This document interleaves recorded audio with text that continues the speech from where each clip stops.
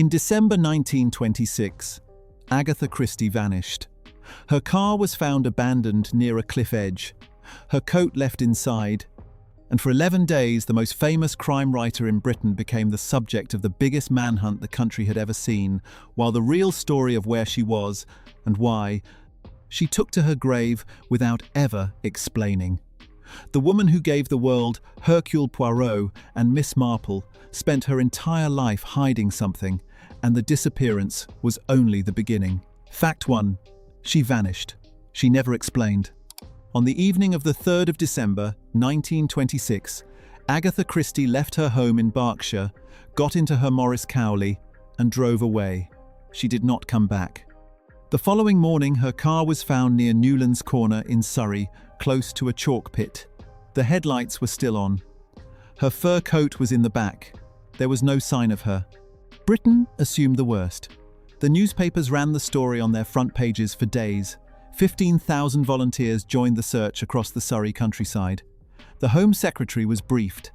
Arthur Conan Doyle, the creator of Sherlock Holmes, obtained one of her gloves and gave it to a medium in the hope of locating her psychically. The Daily News offered £100 to anyone who could find her. She was found 11 days later at the Swan Hydropathic Hotel in Harrogate, Yorkshire. She had checked in under a false name, the name of her husband's mistress, the woman for whom Archie Christie had just announced he was leaving her. She was sitting in the lounge, apparently calm, apparently unaware that anything unusual had occurred. Christie never publicly explained what had happened.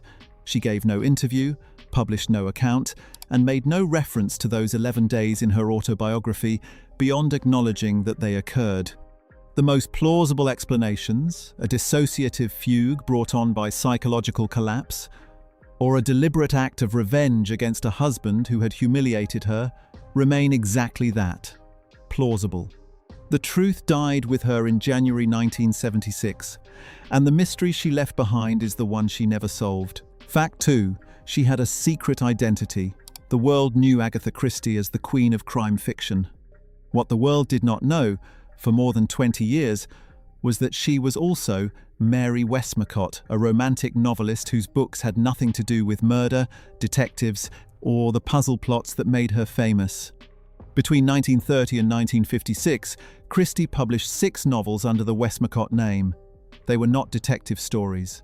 They were emotional, introspective, autobiographical works exploring love, marriage, grief, and identity, the interior life of a woman whose public persona as the creator of Poirot left almost no room for anything so personal.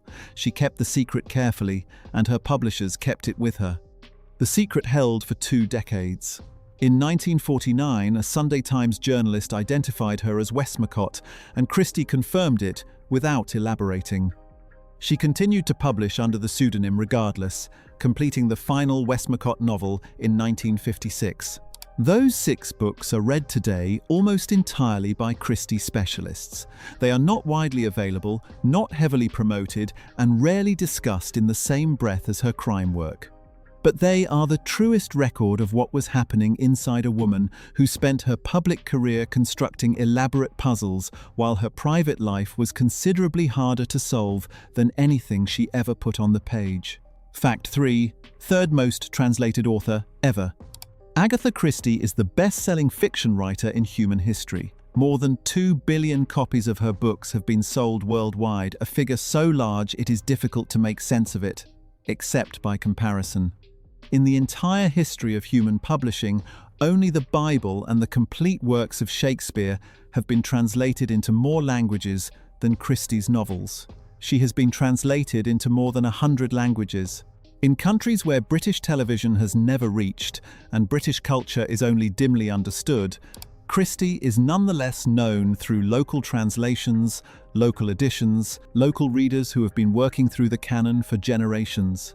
Poirot is recognized in Japan, in Brazil, in countries whose relationship to the English-speaking world is minimal at best. The sales figure is not historical. Christie currently sells approximately 4 million copies per year, the bulk of them outside Britain.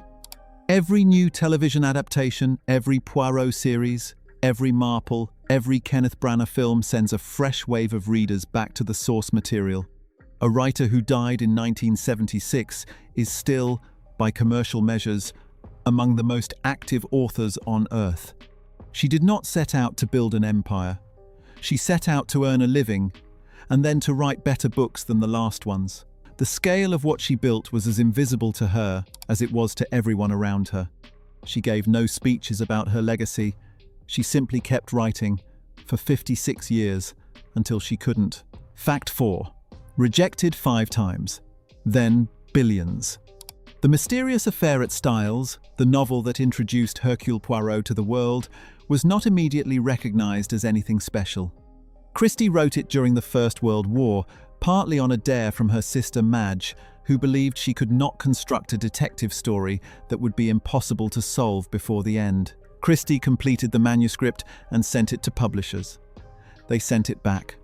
5 publishers rejected the book before John Lane at the Bodley Head agreed to take it.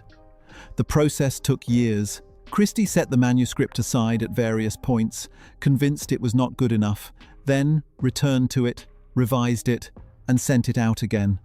The persistence required to keep submitting a novel across years of rejection while working as a hospital dispenser and then raising a child was considerable.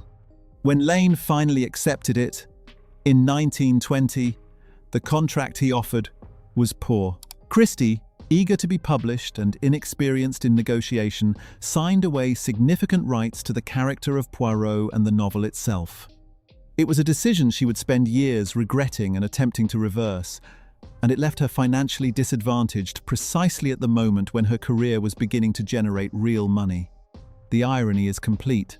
The most successful crime novelist in history, whose books would eventually sell more than 2 billion copies, was turned down 5 times for her debut, signed away her rights out of gratitude for being accepted at all, and spent the early years of her career in a worse contractual position than she had any reason to accept. Success, when it came in spite of the start, not of it. Fact 5. She was a trained poisoner. During the First World War, Christie worked as a voluntary aid detachment nurse at a hospital in Torquay, and later as a dispenser, a role equivalent to a qualified pharmacist in the hospital dispensary. She spent years handling drugs, compounding medicines, and learning in professional detail how various substances acted on the human body. It was unglamorous, precise work, and she absorbed it completely. The knowledge showed immediately in her fiction. Christie's murders are disproportionately achieved through poison, not because poison is the most dramatic method, but because she understood it better than any other. The poisons she used were real, correctly named, correctly dosed, and correctly described in their effects. The Pharmaceutical Society of Great Britain later acknowledged her as one of the most toxicologically accurate crime writers who had ever practiced. The connection between the hospital dispensary in Torquay and the 2 billion books sold is rarely made explicit, but it is direct. Without those years of handling poisons and drugs, without the professional precision they instilled, Christie's murders would be less convincing, her plots less watertight, and her reputation for impossible-to-guess solutions less earned. She killed so many fictional people so effectively because she had once, very carefully, learned how. If you're enjoying this, it would mean a lot if you subscribed. It helps us keep making videos like this one. Just hit that button and you'll never miss a new one. Fact 6. She married her opposite. The years following Christie's disappearance and her divorce from Archie Christie in 1928 were among the most difficult of her life. She was a single mother, professionally uncertain, and personally devastated. What rescued her both emotionally and creatively was a trip to the Middle East, a shared interest in ancient things, and a young archaeologist named Max Mallowan. They met on an archaeological dig in Iraq in 1930. Mallowan was 26, Christie was 40. She was already one of the most famous writers in Britain. He was at the beginning of a career that would eventually make him one of the most celebrated archaeologists of his generation. They married the same year they met and remained together for the rest of her life. Christie's own remark about the marriage has become one of the most quoted lines she ever produced outside her fiction. An archaeologist, she observed, is the best husband any woman can have, because the older she gets, the more interested in her he is.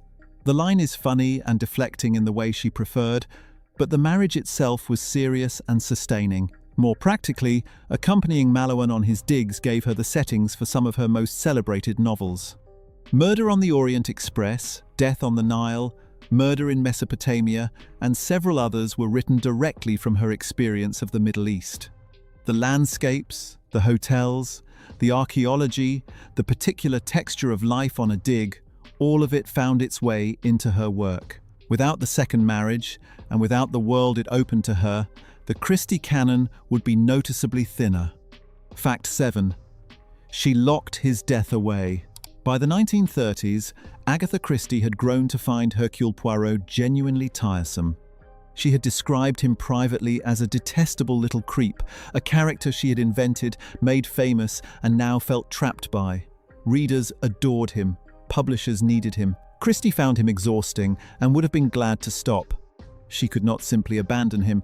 He was too valuable, commercially and contractually, for that. What she did instead was write his ending. During the Second World War, she produced Curtain, the novel in which Poirot solves his final case and dies.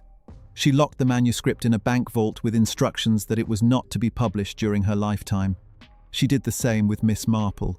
Sleeping Murder, the novel intended as Marple's last case, was also written in the 1940s and also vaulted. Both books were published in 1975 and 1976, the years immediately before and after Christie's own death. She had been carrying those endings around for 30 years. When Curtain was finally published in 1975, the New York Times ran an obituary for Hercule Poirot, a formal death notice for a fictional character, treated with all the gravity of a real bereavement. It is the only time a newspaper of record has published an obituary for someone who never existed. Christie, who had waited 3 decades to be rid of him, did not live to see quite how seriously the world took the loss. Fact 8. She gave the hit away. The Mousetrap opened at the Ambassadors Theatre in London's West End on the 25th of November, 1952. Christie reportedly expected it to run for about 8 weeks. She was, by this point in her career, experienced enough to know that theatrical runs were unpredictable, but 8 weeks was a reasonable expectation for a modestly mounted mystery play. It ran for a great deal longer than that. The Mousetrap has been running continuously in the West End ever since transferred to St. Martin's Theatre in 1974, where it remains today. By any measure, it is the longest-running play in the history of professional theatre. No other production comes close. It has been seen by more than 10 million people. It is still selling tickets. Christie had given the rights to the play to her grandson Matthew Pritchard as a birthday gift in 1952, the year it opened. He was 9 years old. The gift was well-intentioned and probably not expected, by anyone, to amount to very much. It has since made him and the Christie estate a very considerable sum of money, compounded across 7 decades of continuous performance. The play itself contains a twist ending which the audience is asked, at the curtain call, not to reveal. This request has been honoured, more or less faithfully, for more than 70 years. The secret of the Mousetrap is one of the few genuine secrets in British cultural life widely alluded to, almost universally known to exist, and rarely spoiled. Christie, who made her reputation on the surprise ending, would have appreciated that particular irony. Fact 9. She lost her own characters. The contract Christie signed with the Bodley Head for her first novel was not the last professional mistake of her early career. As her reputation grew and her books began to sell in serious numbers, she found herself bound by agreements that gave publishers and agents rights over her work that she had not fully understood when she signed them. The woman who constructed the most elaborate deceptions in fiction had been deceived, in plain sight, by her own contracts. The situation with Poirot was particularly acute. The rights to the character were complicated by the terms of her original publishing deal, and untangling them required years of negotiation and legal attention. Christie's protectiveness over adaptations, her fierce resistance to films and television productions she considered unworthy, was not merely artistic snobbery. It was the defensiveness of someone who had once signed away things she should have kept and was determined never to do so again. She eventually achieved a level of control that satisfied her, and the Christie estate has maintained it with considerable rigor ever since. The standards she insisted on during her lifetime: accuracy of period, fidelity to character, no gratuitous alterations, became the framework within which her grandson Matthew Pritchard continued to operate after her death. The estate's reputation for careful stewardship of her work is a direct inheritance from a woman who learned, the hard way, what happened when you let others decide what your characters could do. Fact 10. She hated being famous. By the 1950s, Agatha Christie was among the most famous people in Britain. Her books were translated into dozens of languages, her plays were running in the West End, and her name was recognized in countries she had never visited. She was invited everywhere, celebrated constantly, and photographed whenever she appeared in public. She found almost all of it intolerable. Christie was constitutionally private. She gave very few interviews, and the interviews she did give were careful, controlled, and revealed almost nothing she had not decided in advance to reveal. She disliked being photographed. She avoided literary gatherings. The public life that her success required of her was the part of the career she consistently found most difficult, and she managed it by minimizing it as far as she possibly could. Her autobiography, published posthumously in 1977, is written with the same evasiveness. It covers her childhood with warmth and detail, her travels with pleasure, and her work with professional matter-of-factness.